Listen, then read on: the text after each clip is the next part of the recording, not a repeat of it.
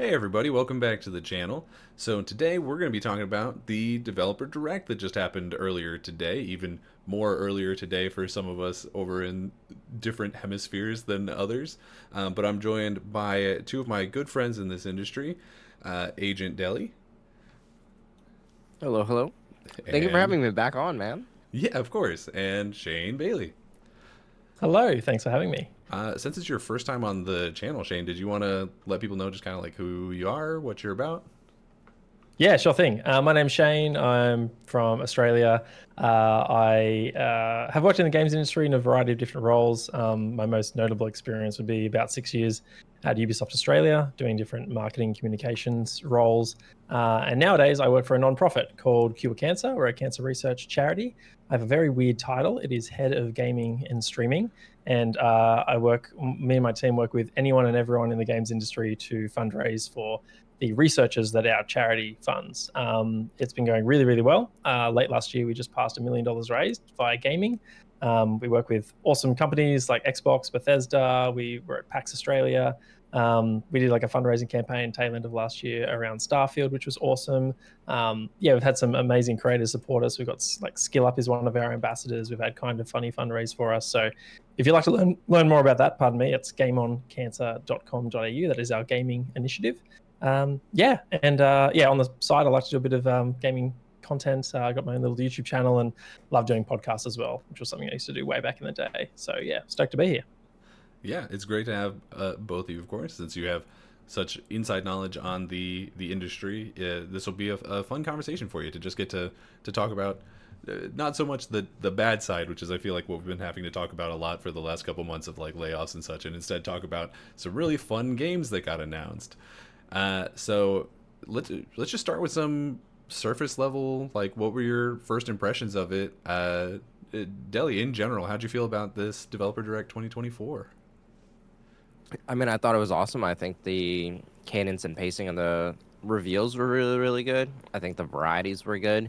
And obviously, I think the quality of the stuff was really, really awesome as well, too. And of course, as a developer myself, I'm always excited to see behind the scenes stuff because, I feel like that's something that isn't shown off that much. Um, 'Cause there's this huge secrecy behind the games industry, and I mean, partially for good reason and good measure.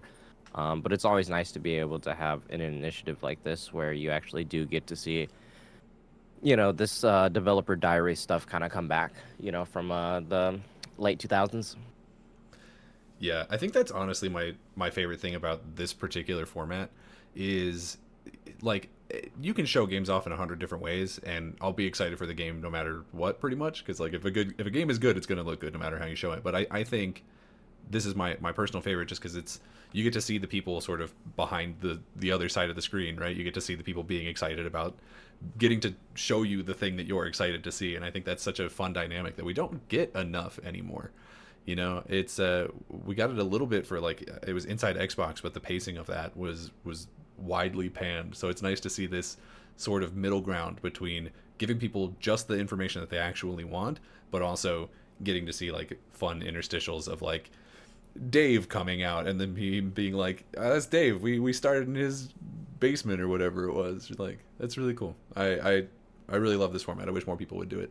But Shane, how'd you feel about it? Yeah, I loved it. I love that it's seemingly going to be an annual tradition. I think it's a great way to kickstart the year. We know that Xbox really wants to hammer home regular releases on a quarterly basis, and I think this is a great way to show them off and take their time. I really like the format too. I kind of like that it's a bit slower pace. It isn't a hype showcase where you're getting trailer after trailer after trailer. It's really nice to get a deep dive, and I can guarantee you that the developers on screen are really proud of what they're making, and this is their opportunity to share what they're most excited about as well. So yeah, love the format. Yeah, love the pacing. I like as well that one of the criticisms from last year's developer direct was really quick cuts of gameplay, and they really Mm. didn't give a lot of time for the you to settle into what they were showing you. And I think that happened a lot here, particularly with Avowed, Ara, and Indie as well. So yeah, I was really impressed. I think it's a great showing. Kudos to everyone involved. Absolutely. Let's just go through it in the same order they did, I guess. which means that we're starting out with Avowed. I think for me, this is the best of the like non-headliners, right? So like the third best in this show for me. I think that they kind of had an uphill battle here because I think a lot of people after what they showed off last time were for some reason really upset about sort of like the art direction of it or something. They were like, it's too colorful, and I'm like, God forbid a game look different and more vibrant than other ones, but whatever. But I think they really sold me on this in a way I wasn't necessarily expecting to be sold on it. It still looks very much like an Obsidian game, and I'm sure somebody will hold it against them that it looks like a game that they generally make. But I think it looks really like a step up of Outer Worlds, but then obviously also in like a fantasy setting, which is exactly what I was expecting from it. I loved seeing. They said that you'd be able to like swap between different weapon varieties really fast. It seems like you're gonna have maybe a couple of different presets that you can click between real fast, and just like them barreling down on like this is a game that's going to be a little bit shorter, but it's going to be really focused on your choices and the consequences of those choices. Like that's what I play RPGs for. So I'm definitely more sold on this than I was before. But Shane, how are you? How are you feeling about this one? Yeah, I'm stoked for this one.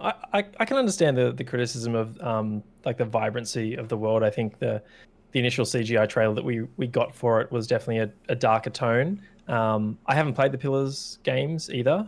It is on my list to get through at least the first one this year before Avowed launches. So kind of glad that it's coming out in the fall. So I have some time to knock that one out because I know it's not small.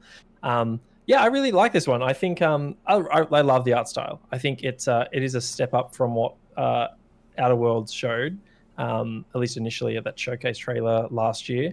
I think they did a good job showcasing the variety of the environments, and I really like that it seems to be doing it what Obsidian do well in terms of really hammering home choice and consequence, and delivering what it means to be an Obsidian RPG.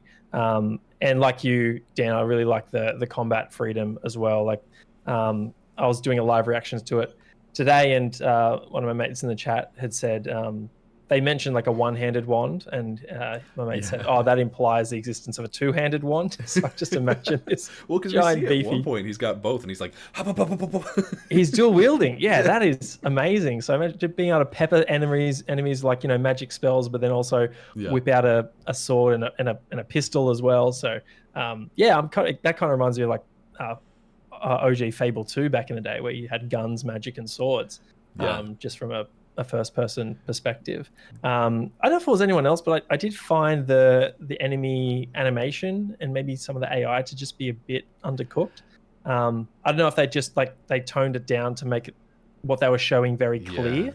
I definitely know what you're talking about. I think that's sort of one of the sort of stumbling blocks of doing a game like that in first person is that a lot of the time, at least from what I've played in the past, a lot of the time it ends up feeling maybe a little stiffer. Like you're not really doing like combos or anything that like looks flashy, and so combat ends up kind of looking like just like repeated spamming actions, stuff right? from a first person perspective, which is unfortunate, but I mean it's worked for so many games in the past. Like I guess if you go in with the right sort of mindset of what this game is going to be, it won't be too much of a shocker for you if you're expecting like, oh, I'm gonna but I think for me, like it's not a massive turnoff at all. No. I'm so stoked for this game. Like I love the Outer Worlds, so and I have complete faith in Obsidian that they're going to deliver great experience. So it was just something I noticed. Maybe it just doesn't show that well in this format.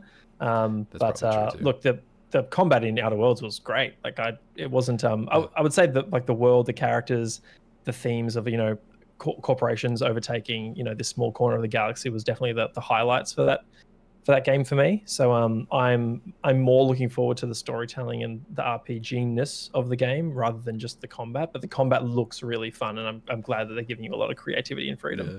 I just figured it out. The two wands thing, what it reminds me of is this is going to be a left field pull, and no one here is going to know what I'm talking about, I don't think. But in Acquisitions Incorporated, it's the Penny Arcade Dungeons and Dragons live play podcast that they did. One of the characters was called Jim Dark Magic, which is just like the stupidest, most like on the nose RPG name you could possibly have given yourself. And he had two wands that he kept in like pistol holsters on his hips, and he would just be like pow pow. So, but Deli, how are you on this one? Is this No, your I'm type of excited. I'm game? stoked. Yeah, this is the RPGs, Obsidian. Like, come on, man. Fallout New Vegas, that kind of stuff. Like, I was a teenager when that one came out. I'm gonna date myself here. I was a teenager when that one came out. So yeah, I think I have a fond memory and a fond history of it, in at least in my personal life, especially growing up. So I mean, I have a positive reputation, or at least they have a positive reputation in my mind, and I think that I like the appeal of being able to play how you play, right? Because at the end of the day, like, when we're designing games, like combat arenas are just kind of just combat arenas. Like you walk in Yeah, there and everything's chest height, and you're like, oh, like enemies are gonna spawn soon. there might be a firefight here. Right? Or there's like stuff littering the ground, but a Yeah, lot of the stuff that they showed off seems like it kind of is like organic, right? Like you walk hmm in and there's like it feels lived in, and there's like an area or like a fantasy world or like a biome that these enemies occupy, and they're just kind of in the area, and you're able to walk in and be able to kind of obviously dictate how you want to play the game, right? Whether it be dual wielding magic wands or something like that. And yeah, I think the variety of it all works out, right? Like you have the dual pistols, and then you have the wands and the short sword and shield gameplay, and then you have the single magic user. Um, I think all of it just looks very Obsidian. I don't know how to really yeah, explain that. I mean, you guys play Obsidian games, right?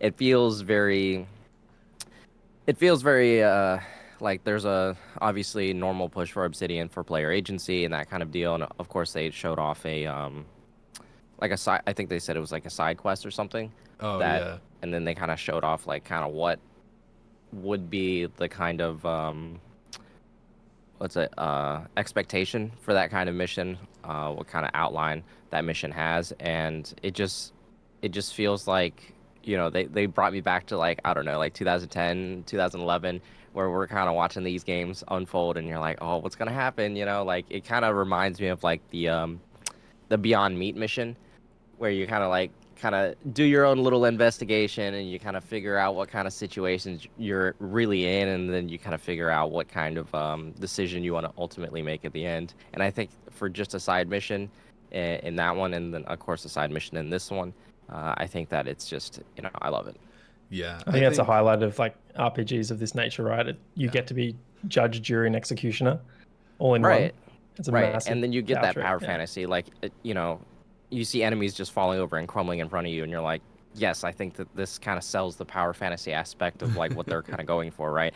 And the vibrant worlds, it's like, gone are the days of like grimy, dark worlds. Not that the Outer Worlds was grimy and dark, but there was this sort of undertone that was yeah, kind of like grimy and dark. Where this, it's like you can have hecticness, you can have turmoil, even in brightly lit areas and worlds that look fantastic. And it's like, they're not going to, they're not going to stray away from that kind of storytelling, especially even if like the art direction and like the overall look and style is more vibrant, and that's okay, and that's yeah, good. We should be able to, right? Like these are at the end of the day art pieces, and these are kind of entries into what Obsidian intends to be able to show. So we should be able to celebrate that kind of stuff. I mean, gone are the days that every game looks the same, you know what I mean, or yeah, has that the yellow filter in front of it. yeah. Well, and on top of that, I you were talking about how vibrant it was because color wise, absolutely, like it's definitely so much brighter than a lot of the games that I feel like we've gotten used to. But also on like a writing level, I liked that we saw a little bit of like humor in there where it's like it's not necessarily taking itself super serious. Like I think the guy was like, "What do you say? You say I'm a baby? You say I'm a big dumb baby?" And, like that's really good. Like that's really cute. I Humor was a hallmark yeah. of Outer Worlds. Oh Yeah. yeah, that's one of the things that I can always like trust Obsidian to do well is because I mean, first of all, I don't think that Obsidian has ever put out a game that I didn't like. At least not the ones that I've played. They might put one out like forever ago that I didn't touch or something. But like South Park, KOTOR 2, the like they've done so many different things and all of them have been good, but have also all had like that twinge of humor that's like it's in there, but it's not overpowering where it just becomes like a, I don't know, like a, God, what was the Rick and Morty game called where it was just Oh, your High on guns Life. constantly talking? Yeah, that one. Oh, High on Life, It, yeah. like it doesn't go quite that far. But yeah, I really liked it. I'm glad that it feels different from other games.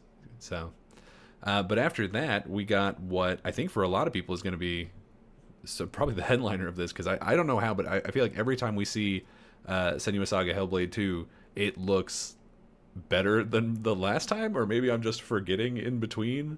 But I thought this one looked gorgeous. Like it's getting to a point where like it's not photorealistic, but it's like I'm starting to see like, hey, but next generation or 2 generations from now, we're just gonna have people in there. That's just gonna be people doing stuff because we're already at this point. That's crazy. But they talked a lot about the art direction and the audio, which are two things that I think that series is very well known for. So I'm glad they're doubling down on that. We got a good look at well, not maybe not the best look at the combat, but a decent look at it, and a release date of May 21st, 2024. I think this looks excellent. How are you, Deli? Where are you feeling on this? I mean, how do I say this? I'm excited to see everything that was mostly, yeah, everything that was shown off was like a general release date or like a target area. Uh, because, this is kind of harkening back to like, and it wasn't even that long ago, harkening back to like the whole 12, everything here shown off will be released in the next 12 months saga. Like that Yeah, whole, what's it called? debacle. Marketing PR debacle. Yeah, I Yeah, think debacle is a good word for it, right? Like the situation that was at hand here. So yeah, I think that's well, I'm most happy with that. Sorry, one second. yeah. I think the thing about it is like I feel pretty confident that they'll hit that release date, even though it is pretty close. Like sooner than I thought it would be. Like for me, there was debate going into this of like which one was going to be first between this and Avowed, and I think for some reason I was feeling it was going to be Avowed, which I'm clearly very wrong because that one's just like it'll be sometime in the fall, and this one's like it is on this This date one's in almost May. immediately, yeah. Yeah, This one's right around the corner. which is cool. Which is cool. Because I still have a lot of questions about Avowed after this, but we're gonna have a lot more time to talk about it. Whereas this one, I feel like just give it to me now. Well, I mean, if it's around the corner and they're hitting their deadlines, why not, right? Yeah. Like they shadow dropped Hi-Fi Rush not too long ago, and that was just one of those games that really surprised everybody.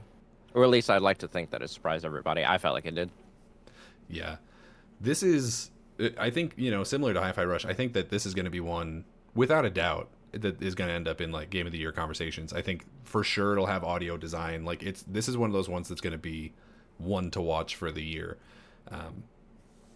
I know some people were like belaboring how long it took to come out because it was announced at the same time as the system, and here we are in beginning of 2024. But if it comes out and it looks as good as it looks and it plays as good as I hope it plays, it was worth the time. What do you think, Shane? Yeah, I'm pumped for this one, and I'm glad that they popped that sort of flagpole in the ground and said, yeah, May 21st. Yeah, good to see it land in the first half of the year. I think of all the games here, it's the one that we didn't really need to see again. Probably not. If they had just said, hey, it's out in May, we'll see you then, and nothing else, then that would have been enough as well. So yeah, I think this showcase was just continued to hammer home how ridiculously detailed the game is from a visual and audio perspective. Like the painstaking effort that goes into crafting everything around that world, particularly all the photogrammetry elements, was really impressive. But yeah, I would be surprised as well if this game isn't in the discussion for one of the best this year. Again, we don't know what the rest of this year looks like from mostly other publishers, but I think just the quality of the presentation alone puts it at that level. I think it was recently mentioned, I can't recall where, but at least it's doing the rounds on socials now, that it'll be roughly the same length as the first game, which I think is the perfect length for it, that 6-7 hour mark, which is great. I don't think anyone wants to go through a harrowing, psychotic, emotional, mental roller coaster experience There's only so for much of that 30 you can hours. take. Yeah. Yeah. I remember thinking to myself, oh, maybe I'll be able to complete the first Hellblade in like one sitting, and have it be this amazing cinematic experience. I need to take a break after 90 minutes. I was like, this is too much. I need to lie down. Yeah, so yeah, I'm stoked that it's shorter. Good to see that it's cheaper as well. That's nice to see. Yeah, I think it's gonna be great. I think some might be disappointed in the fact that they want this game to be something that it isn't. This isn't a game Yeah. that's about. This isn't a third-person action game in the sense that it's about delivering a power fantasy in the same way that like an Assassin's Creed or a Horizon is all about, right? Like this is trying to deliver an intended experience, and that experience is live in the shoes of this Celtic warrior who has psychosis and is traversing Iceland to save her village. That is the experience they're trying to deliver. And I think some people want it to be something else than that. Yeah. I think even that description that you gave, right? Like obviously it is what it is, right? That's the game. But even that description you gave is like very visceral, right? Like yes, it is very different. And I think that, like I said, that description sets the game, sets the expectation tonally, and like graphically, I think that it's going for an experience that it's just different on the market, right? Like we don't have these kinds of experiences, especially from Xbox, very often or any at all.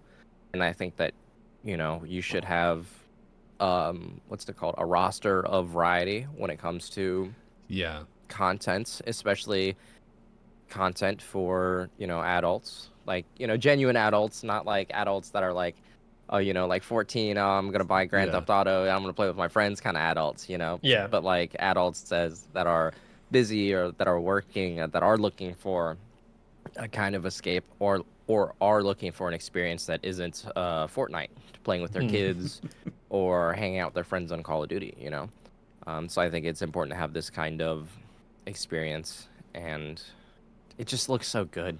Right. It just looks so good. I can't help it, It was just a couple months ago that I played Alan Wake 2, and I was like, it's the best looking game I've ever seen. And then this is coming out, I'm like, Yeah. I don't need things to look any better, honestly. Like, if this is the bar forever, and I'm fine with that. That means gaming budgets stay kind of where they are, then I'm fine with that. I don't need it to be photorealistic.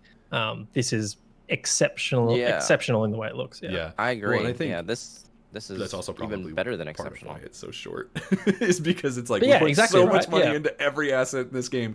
We can't do that for 30 hours. Like financially, that's not a good idea. Yeah. I think you nailed something there, Deli, and that is the variety of Xbox game studios. It's something that I've been saying, I think going back to like the middle of the Xbox One generation, when they had things like, they still had Halo, Gears, and Forza, but they also had like Recore and Quantum Break, and they just came off of Rise, and they've also got, Forza Horizon, and they were publishing stuff like Zoo Tycoon. Like they've always really done that variety well, despite the fact that they've copped criticism as the shooter box for the longest time. And I just like to see that still remains true going into this generation as well. Just the variety on offer in this developer direct, and combined with, let's say, last year's showcase is kind of nuts. Like I love to see it. I think Xbox knows that that's how they're going to grow Game Pass into the future, is that you need to appeal to different tastes, different demographics, and expand into new territories as well, like they're doing in Asia at the moment. So, I'm all for this variety. Keep it up.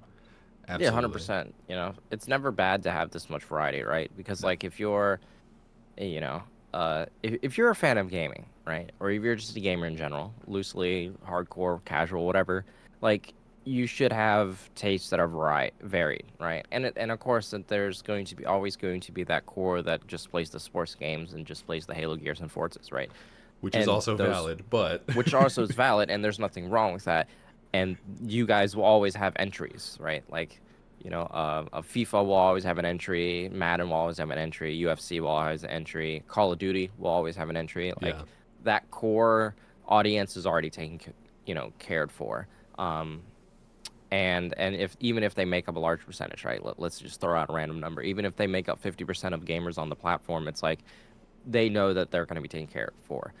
So where's the other 50% of the time being put in, right? So now you have RPGs, you have JRPGs, you have first-person shooters. You have more first-person experiences. You have visceral stuff like, um, Hellblade, where you're looking for shorter experiences. You're looking at indie stuff. You're looking at AA stuff. You're looking at more Japanese outreach. I mean, you're just looking at stuff that's like, hey guys, we're more than just Halo, Gears, and Forza, which is not just a social media standing thing. A lot of people do feel that way.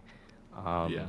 So I think it's important to be able to do this. And of course, like I said, as a gamer, I think you should applaud variety at any moment. Oh, absolutely. Especially from a large corporation.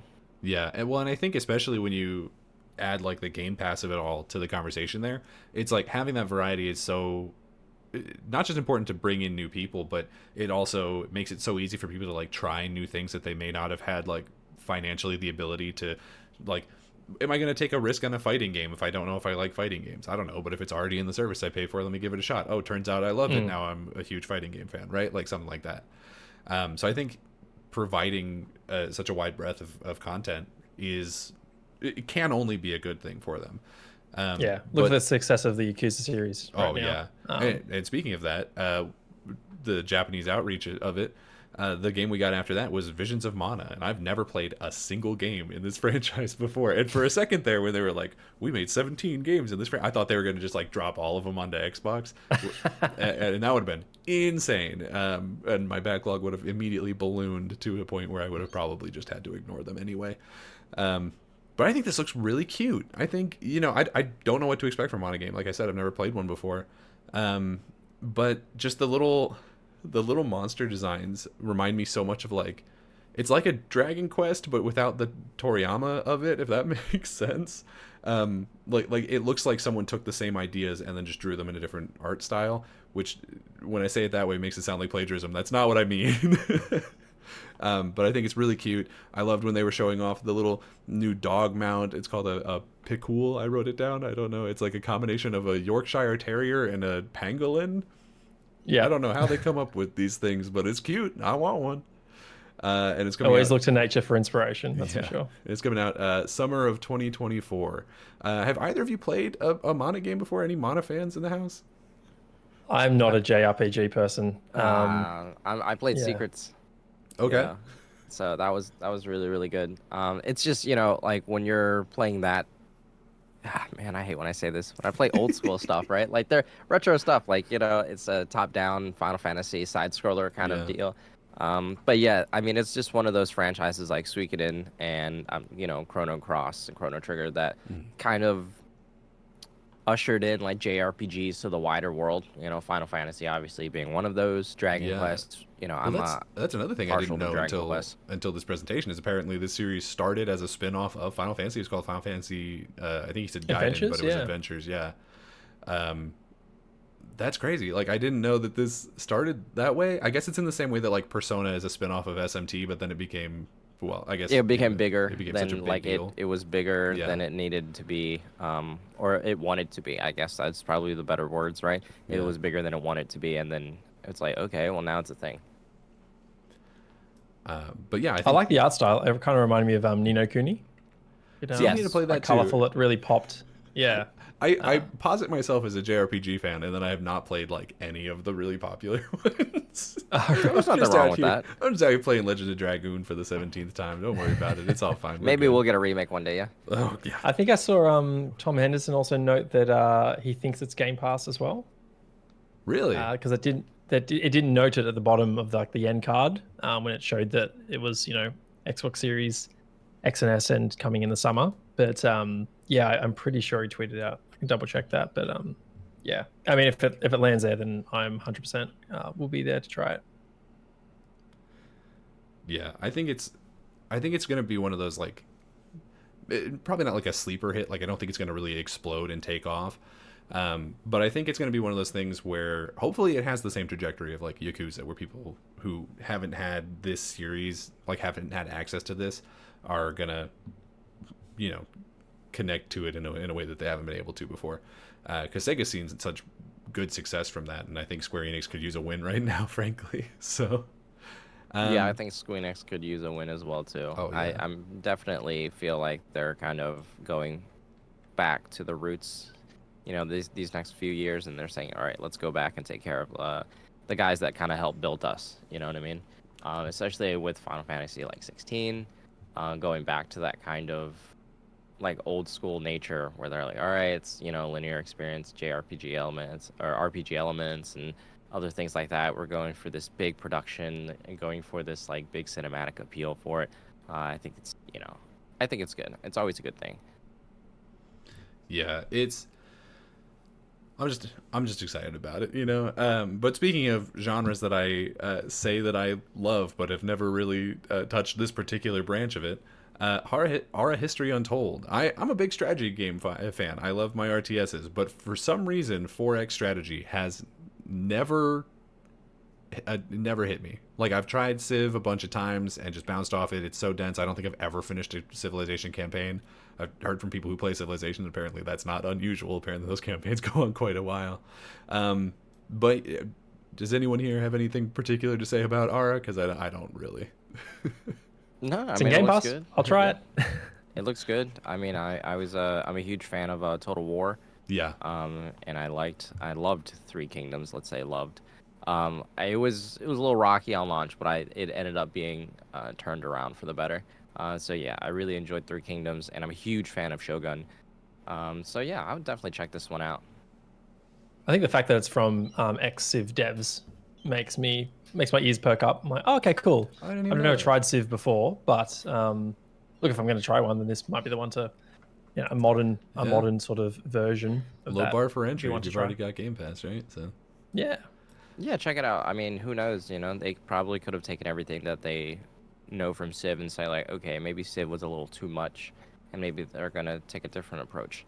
I mean, it seems like this kind of approach looks more grounded, more tangible for like a casual player base. I'm sure it's going to get a lot more complex, as we see it, or maybe it is just as complex. But I do think that maybe there's going to be, at least in my mind, there's a hope that it'll be a little bit more casual. It definitely because looks. Civ is daunting. Like just the way it looks, the UI even looks extremely daunting, and I know that that's already in a niche genre. I can't imagine how newcomers would feel if they looked at this and they were like, ah man, this already looks scary in a genre that I don't play. Yeah. It does look like it goes maybe a little bit more into the sim side of it than Civ does, because they were talking about like the interaction between like violent wildlife, like they were talking about cougars or whatever, and you saw like elephants walking around, and I don't remember that really being much of a thing in Civ. Like there were some around, but you kind of just like killed them, and then that was the end of it. Yeah, it was just more of like a hunting thing. Yeah, so this looks like it's maybe Civ like Civ plus plus, if that makes sense. Like it looks like it's just that, but we've just added a bunch more layers to it, and I'm sure for people who are into that, that's going to really speak to them. But for me, I'm like, I just want to go back to my Total War and make my vampire pirates shoot more guys. But something I am extremely excited about, and the final piece here of the show, was Indiana Jones and the Great Circle. I was not like a huge Indiana Jones kid growing up. I was definitely more a Lord of the Rings nerd. But they said something in the developer direct that I think I agree with, even though I never thought about it, which is when I think of adventure, like the first character that comes to mind is Indy. And I think they really captured that in what they showed off here. It looks, first of all, gorgeous, and we've been seeing a lot of the casting come out of it. I was actually doing some research into that right before. It looks like Troy Baker is doing the voice of Indiana, and he's doing a really good job of it. I thought it was some other, just like someone who was a professional sound-alike, which I guess maybe he technically is, but you know what I meant. Tony Todd showed up in it as, I think, just himself. He was just a big dude, but his character is called Locust, apparently. And then we had Gina Lombardi being played by Alessandra Mastro. You want to cover this one, Shane? You brought me her name. You seemed more familiar with her than I was. Mastronati, was it? Mastronati, from The Unbearable Weight of Massive Talent, a movie that you saw and I had only vaguely heard of. It's a good movie. Yeah, okay. Lots of easy laughs. Gotcha. I love Nick Cage, but I have not really kept up with his more modern stuff. And then the last one I've got here is Marios Gavrils, who plays the villain, Emmerich. the villain Emmerich Voss, and he's probably best known as being Alexios in the Assassin's Creed Odyssey.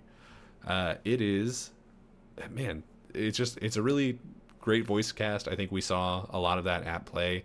That opening shot of the villain, I guess Voss, talking to Indy while he's buried up to his neck in the sands of Africa, was just like, it was such a good tone piece. And for a second, I thought they were going for a specific art style where it like looked like those old pulp dramas, and I don't know if that was intentional or if it was just like the lighting of that one scene, because the rest of it didn't really look that way. But man, I am sold on this. There was one thing that had me questioning at first, which I was like, first person, I don't know. Like I think my ideal version of this is third person, but they really sold me on it. And I'll tell you the exact moment that they sold me on it was when he was walking through wherever that was, and he lashes the whip out and he catches the guy who's up on the scaffolding by his leg and pulls him, and we get that Wilhelm scream, and I'm like, yeah, I'm down. Now you got me. All right, you know what you're doing. I'll let the professionals handle this one. Yeah, I need to be able to crack a whip on a Nazi's face in 4K, man. So, did you see the one I that need to be able to see it. he like disarms a guy and he's like, like they added specific whip damage animations, which I guess you have to for an Indiana Jones game, but it was just like so good. I'm so interested in this, and I was shocked to see that it was coming out this year. I know that was rumored beforehand, but I was like not really believing it, I guess, because I was like, there's no way, because it always felt like it was further out to me, but here we are. Yeah, I think I was kind of hoping for third person as well. And we'd seen, another Bethesda studio like Arcane go from first person with Dishonored and announce that they're doing third person for Marvel's Blade. So I thought maybe Machine Games is going to do the same thing. Now that I've seen the gameplay showcased and just the numerous ways you can use the whip, I don't think you can achieve that level of, I suppose, not detailed, but Immersion. Yeah, exactly. With a variety of mechanics with the whip in a third-person perspective, because it really is going to come down to exactly where are you aiming that whip. Will determine what effect it has on your enemy or the environment or anything like that. So I'm really excited. I think what I keep going back to with Machine Games is they are experts at their storytelling and level design as well. So I am just super stoked to see that they've put such an emphasis on puzzle solving and exploration. It looks like a linear game as well, which I'm really excited about. And yeah, I think it looks absolutely stunning. It seems like an iteration of the same engine that they've used for Wolfenstein, which I think is based off id Tech, I want to say. Yeah, there was a thing going around on Twitter immediately afterwards where people were like, in case you were wondering which engine it was on, look at the taskbar, and it like had the id Tech logo lit up like someone was using it. So it seems like that's what they're using, I assume. Cool. Yeah. But yeah. So I'm super pumped. I think Troy Baker looks like he's doing a great job. Similar. I'm kind of stoked that it's 2024. I do wonder where it's going to land though, because fall is starting to look a bit stacked from a first party perspective. Hopefully there is a bit of a gap between Avowed and wherever Indiana sits. I'm so pumped to see more now. If I had to guess, my assumption would be holiday, just because everything else already has a window and that one doesn't, which gives me the assumption that it's going to be further out, and I'm just going to assume it's the furthest possible out that still fits the window. Yeah, I'm thinking Avowed for September, and then maybe Indy for like a late October, early November window. I think that'd be perfect for it. Yeah. It's really shaping up to be a real good year for Xbox folks, though, with Avowed and Hellblade and Indie. Honestly, they could release just those three and nothing else, and probably not even have that many big Game Pass, like the first day and date deals or whatever. And I think that they would still probably be pretty happy with it. Yeah, you mentioned day and date. Like we've got Stalker 2 start of September. Towerborn is sometime this year as well, if that stays on track. So yeah, I think it's going to look like a pretty stacked second half. And Persona 3 Reload at the start of next month, I think, or sometime next month. Yeah. I'm super excited for that. I'm a big Persona 3 fan, so when they announced the Persona games were coming to Game Pass, and they were like, Persona 5 Royal, Persona 4 Gold, and I was like, yeah. Which Persona 3? Portable. Oh. Oh. Are you sure? What about Deli? How are you on the Indiana Jones fandom? Are you grew up a indie kid? No, I was not. I was a Star Wars kid.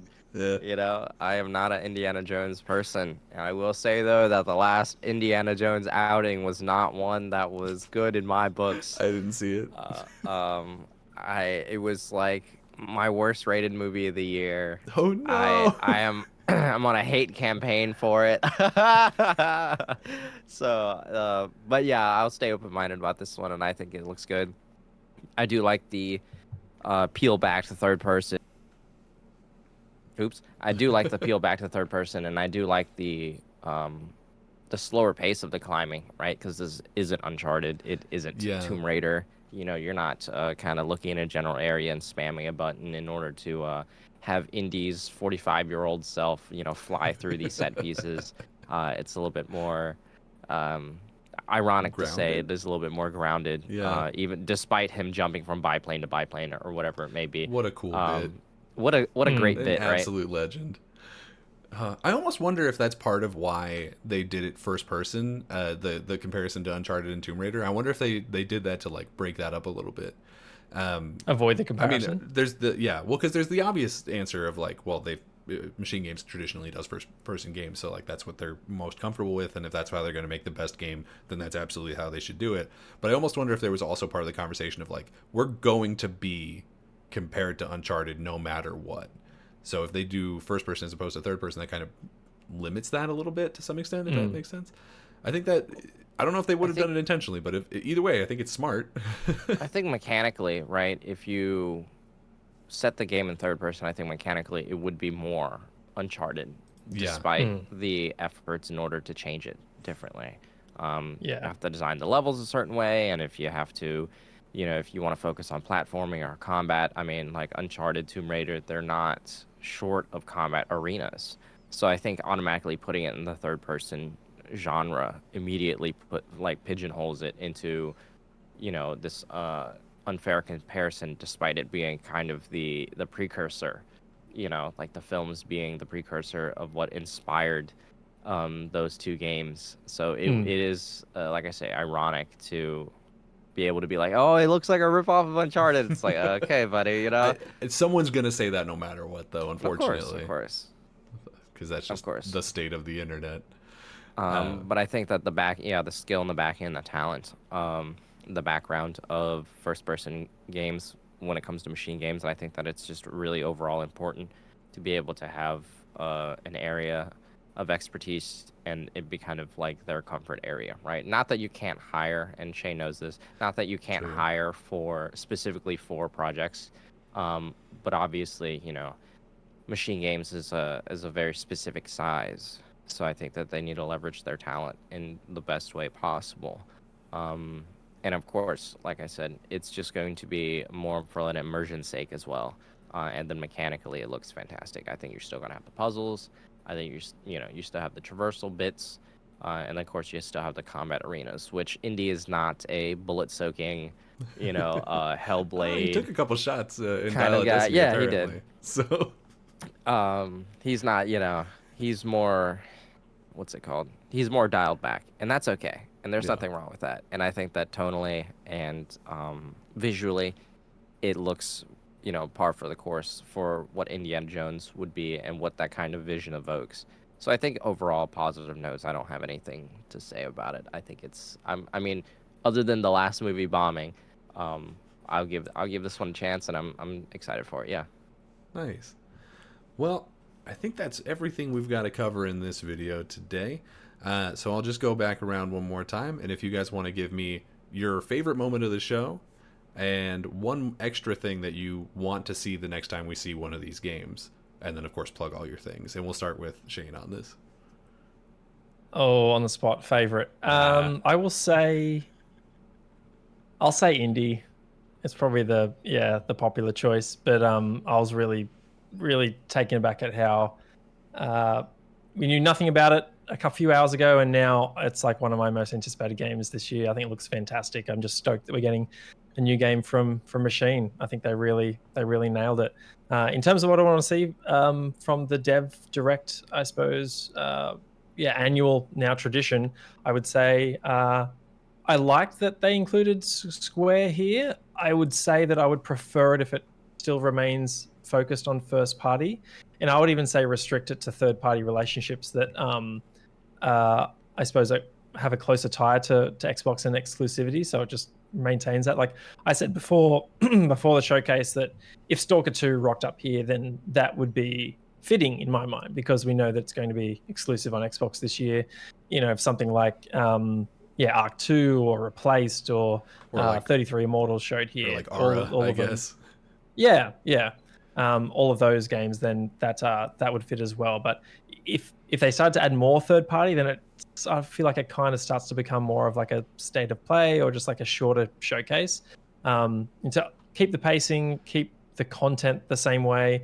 Love that there aren't many talking heads. It's really just the developers in the studios that we get to see really showcase what they've been working on. So, and I think it's a perfect time of year to do it. I would love to see this remain a January start tradition. off on a good foot of like, here's what we're doing for the year. You don't have to 100%. question, what's coming out. Maybe we'll have more surprises, but here's at least something for you to look forward to. I think it's a really smart idea. If I had one wish, it'd be that we had something first party in Q1, like we had for Hi-Fi Rush last year. Yeah. That's kind of the only thing. I was expecting maybe Towerborn to be that, but apparently that's a bit later. Yeah, it is what it is, unfortunately. But Deli, same questions. I will say that I'm going to ride the same wave, right? Indiana Jones is really what surprised me. I think it's just because, you have expectations for kind of everything around, right? Like if somebody says like, hey, come visit us and check out this JRPG, I mean, in your mind, you already kind of know, right? Even though that was more of a surprise hit. But like, in your mind, you kind of already know. And we've seen Avowed before, like 7 months ago. And some of the, Hellblade we've seen a lot of.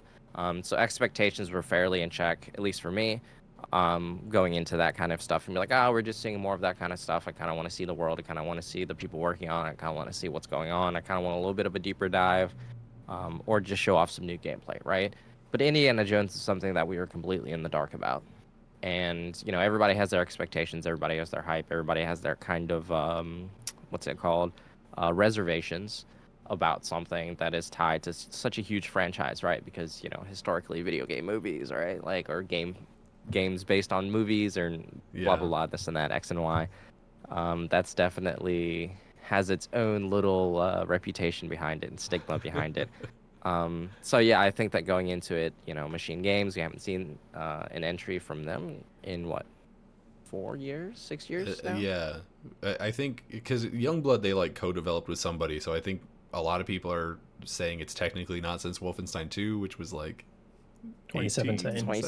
2017. October, yeah. So let's just say 6 years, right? So at least 6 years now. What have they been up to? What have they, what's in their wheelhouse? That kind of deal. Like, are they just the Wolfenstein machine? Like, what's going on? So yeah, I think that is definitely more riding on the Indiana Jones reveal, at least personally, than for the other games. So I think that Indiana Jones caught me off guard most, right? And of course, it being first person, like what's it gonna be? What's it gonna look like? What's it gonna sound like? Like I said, it's a big franchise. I think there's expectations that are going to be out of check, specifically for that franchise alone, right? And so it was pleasant. It was pleasantly surprising, and it was very. It just looked very good. I don't know how to describe it. Yeah. It just looked very good, like it just blew my expectations. I was like, oh wow, this is better than I thought it would be, and I didn't know what it was going to be. Like nobody knew what it was going to be. So yeah, Indy, the popular vote, the people's vote. And then did you want to plug your pluggables real fast? I spend most of my time on Twitter.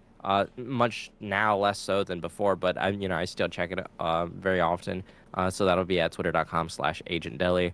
I have a YouTube channel. My HDMI HDCP bypass thing is coming in the mail next week. Hey. So I plan to make like video game retrospectives, going back to the PlayStation 3, and just kind of seeing how things have aged in the last decade. So hopefully I'll be making that kind of content soon. But other than that, yeah, that's where I'll be hanging out. So it'll be youtube.com/agentdeli and twitter.com/agentdeli. Interact with me there. It's better than I have my own phone number, Shane, did you plug your things? I don't remember. I didn't know, so yeah, I'll quickly take the opportunity. It's Shane Bailey across Twitter and YouTube.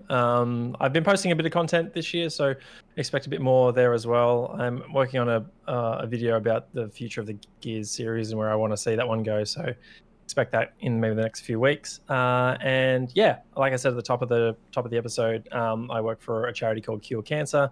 We have a gaming initiative called Game on Cancer. So if you want to learn more about that, it's gameoncancer.com.au for Australia. Yeah, we'd love it if you would check it out, and if you can support, that'd be amazing. But yeah, thanks for having us, Dan. It's been a real treat. Yeah, it was unexpected to be able to have you guys on the channel, but it's always a thrill to get to hang out with some of my friends. I'll go through my top moment and and the thing I want to see in the future real fast, and then I'll get us out of here. By far, my favorite moment of the show was that's Dave.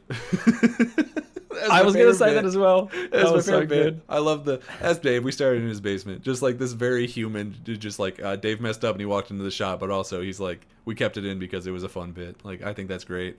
And then the thing I want to see in the future is just the next time we see Avowed, I need to know what the story of this game is to some, like just some like 1-2 sentences about what the main plot of it is, because I'm looking at it and I haven't played the other games. I don't necessarily think that they want me to have had to have played those to know what this universe is.